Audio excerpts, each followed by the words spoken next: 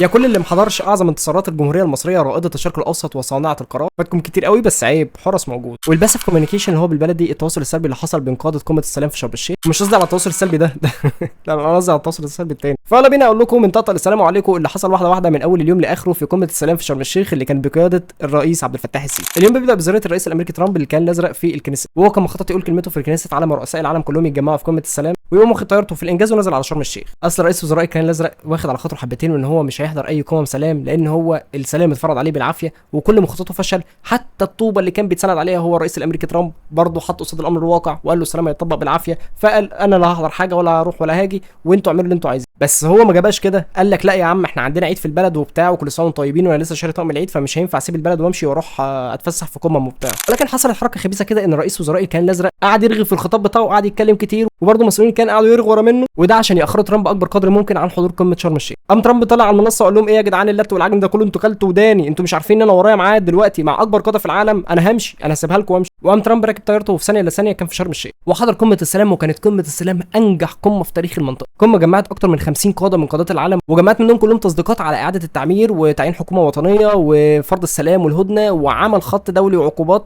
للكيان الازرق وان هو ما يكررش الفعل ده تاني للابد. ولكن ترامب يسكت؟ لا ما يسكتش. ترامب طول عمره من الشخصيات اللي بيفرض نفسه على اللي حواليه بالتواصل السلبي، وبيعمل الموضوع ده من زمان وعملها مع معظم رؤساء القمه وعملها مع الرئيس عبد الفتاح السيسي لاجل انه يبين للعالم كله مين صاحب القرار ومين اللي بيؤمر وبينهي. وترد في صدره ساعتها والسيسي يردها له بطاقه ايه؟ الطاقه الاولى ان هو يعمل مش واخد باله وان هو يسيب ايده ممدوده كده زي ما عملها معاه بالملي. الطاقه الثانيه ان السيسي يحافظ على التنشن بتاعه والشد وهو قاعد على الكرسي، ويخلي ترامب هو اللي يميل عليه وهو اللي يستنى منه الكلام والقرار. حقيقي هو الوحيد اللي كان عارف الموضوع ده وكان عنده الجرأة ان هو يردها، لان وارد جدا الرؤساء اللي حصل معاهم الموضوع ده يكونوا عارفين الباسف كوميونيكيشن اللي بيحصل ولكن ما عندهمش الجرأة ان هم يردوه. وفي اخر اليوم السيسي لبس ترامب كرات النيل بدل نوبل اللي ما عرفش يكسبها ومشى مرضي، وكل الرؤساء كانوا ماشيين مبسوطين، والقمه كانت قمه في النجاح، وكل الرؤساء والامراء والملوك اللي كانوا موجودين كانوا مساهمين بشكل اساسي في تحجيم العنف اللي كان بيحصل في القطاع، وعمليات الاعمار بتتم واحنا بنتكلم دلوقتي. وبفضل الجهود المصريه اخواتنا ما تهجروش من اراضيهم واتقطع عنهم سلسله تجويع، وان شاء الله الموضوع ده مش هيكرر تاني للابد. بس وهي دي كانت الزتونه، وكان معكم حراس كابتن مسلم، ويلا اقعدوا بالعافيه.